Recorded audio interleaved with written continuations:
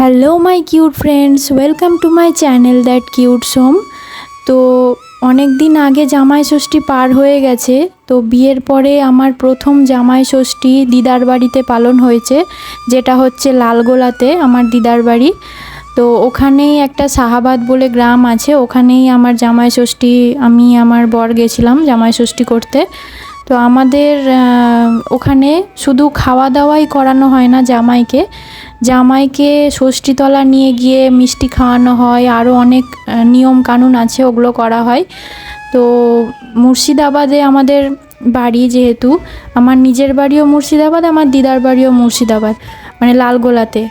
তো সেখানে ষষ্ঠী মায়ের যে পুজো হয় সেখানে যেতে হয় প্রথম যে জামাই মেয়েকে। তো সেখানে গিয়ে অনেক পুরোহিত আসে পুজো করতে। সেখানে তালপাতার পাখা, আরও অনেক কিছু ব্যবহার করা হয়, বাঁশের পাতা, তারপরে খেজুর, কাঁচা খেজুর, ওই সব দিয়ে পুজো করে তারপরে ঠাকুর মশাইকে প্রণাম করতে হয়।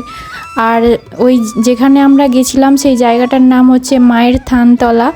তো ওখানে অনেক পুজো হয়, রাধাকৃষ্ণ মন্দির আছে, তারপরে দুর্গা মন্দির আছে, সেখানে আমরাও প্রণাম করেছিলাম। আমি যখন বিয়ের আগে যখন দিদার বাড়ি গেছিলাম তখন দুর্গা মন্দির এরকম তৈরি করা ছিল না, নর্মাল প্যান্ডেল করে করা হতো। কিন্তু এখন যখন দেখলাম তো দিদার বাড়িতে অনেক ভালো করে মন্দির তৈরি হয়ে গেছে। রাধাকৃষ্ণ মন্দিরও ছিল না তখন, আর দুর্গা মন্দিরও তৈরি ছিল না। এখন গেছি তো খুব সুন্দর করেছে মন্দির দুটো। আর এত রোদের তাপ ছিল যে ওখানে মানে সিঁড়ি দিয়ে যে মন্দিরে উঠবো সেটা মানে পা পুড়ে যাচ্ছিল। তো আমরা অনেক কষ্টে প্রণাম করে তারপর ঠাকুরকে আশীর্বাদ নিয়ে চলে এসেছি। আমার মাসি, আমার মা সবাই গেছিলো, আমার মাসির ছেলে মেয়ে ভাইয়েরা সবাই ছিল ওখানে। তো আমরা যখন ষষ্ঠীতলায় পৌঁছোই তখন বেশিরভাগ জামাই মেয়েদের ষষ্ঠী কমপ্লিট হয়ে গেছিলো, কারণ আমরা দুপুরে গেছিলাম। তো দুপুরবেলায় প্রায় ফাঁকাই ছিল। তো ফাঁকাতেই আমরা ষষ্ঠী পুজো করে চলে এসেছিলাম। প্রচণ্ড গরম ছিল। আর তার থেকেও বড় কথা, ওখানে যে মানে জায়গাটা ছিল আমার খুব সুন্দর লাগছিল, এত মনোরম পরিবেশ, চারিদিকে গাছপালা। ওইখানে যারা বাচ্চারা খেলাধুলা করার জন্য পারফেক্ট জায়গা। আর আমাদের এখানে যে ষষ্ঠী পুজো হয় সেখানে মানে বিয়ের আগে হোক বা পরে হোক, যে একটা জিয়ালা গাছ আছে, সেখানে পাকা আম ঘষা হয় আর হলুদ তেল দিয়ে একটা সুতো পরানো হয়। বাচ্চা থেকে বড় সবাই ওই সুতোটা পরতে পারে, ওটা ষষ্ঠী মায়ের সুতো। তো ওটা খুব, যেমন আমরা যেমন বিপত্তারিণী সুতো পরে থাকি অল টাইম, সেরকম সুতো পরে থাকতে হয়। তো ওখানে মা বরকেও সুতো পরিয়ে দিচ্ছিল, আমাকেও সুতো পরিয়ে দিচ্ছিল, আর ওকে মিষ্টিও খাইয়ে দিচ্ছিল। আর ব্লগ ভিডিওটা তৈরি করে দিচ্ছিল আমার একটা মাসির ছেলে, যার নাম হচ্ছে প্রত্যয়। সে ভিডিওটা বানিয়ে দিচ্ছিল। ও খুবই বাচ্চা, তাও ও পেরেছে অনেকটাই ভালো।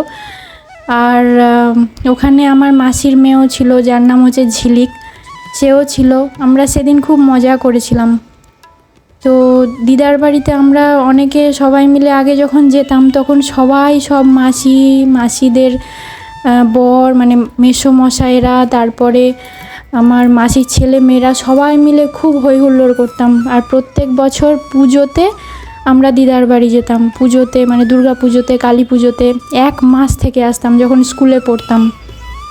এখন তো বড় হয়ে গেছি, জব টব করার পরে বাইরে চলে আসার পরে এখন আর সময় হয় না দিদার বাড়ি যাওয়ার আর নিজের বাড়ি যাওয়ার, কারণ আমাদের বাড়ি হচ্ছে মুর্শিদাবাদ আর আমার 2 বাড়ি মুর্শিদাবাদ।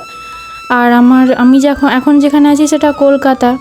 তো এখানে জবের সূত্রে, পড়াশুনোর সূত্রে এইখানে চলে আসতে হয়েছে। এখন আমি কলকাতাতেই থাকি।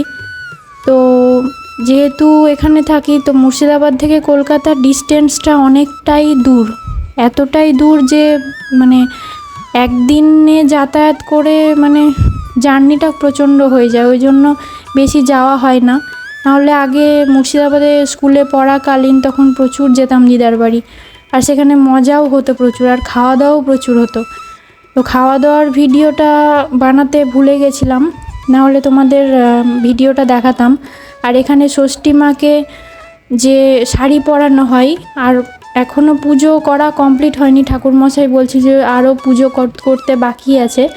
তো এখানে যারা প্রথম বাচ্চা হয় বিয়ের পরে সেখানে তাদেরকেও নিয়ে যেতে হয়, আর যারা প্রথম বিয়ে করে তাদেরকেও যেতে হয়।